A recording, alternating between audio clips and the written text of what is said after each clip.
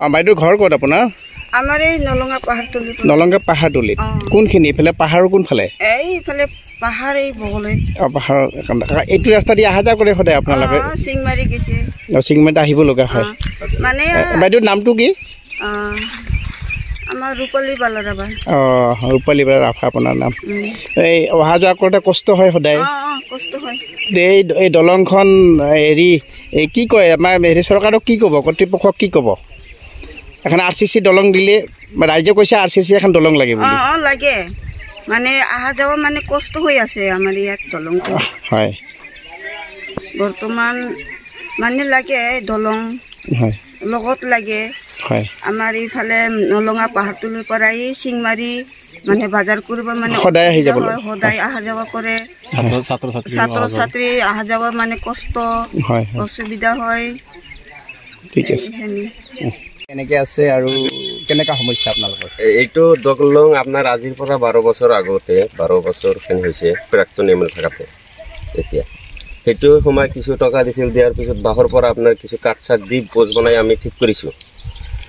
তাৰপিছত আপুনি এইটো বেয়া হৈ গ'ল। আজি দলংখনটো আগৰ পৰাই এনেকৈ আছে। আমি গাঁৱৰ মানুহে বাঁহ দি বনাইছোঁ।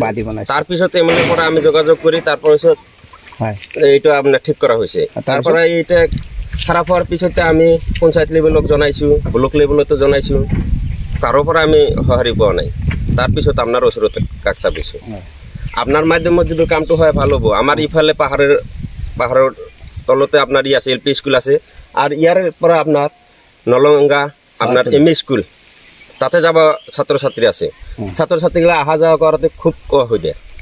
আৰু ইফালে ৰাভা মানুহ আছে আপোনাৰ 1000-1200খিনি, আৰু পাহাৰে গাৰো বস্তি আছে, যিখিনি মানুহ বজাৰ কৰিব যায়, আমিও বজাৰ কৰিব যাওঁ।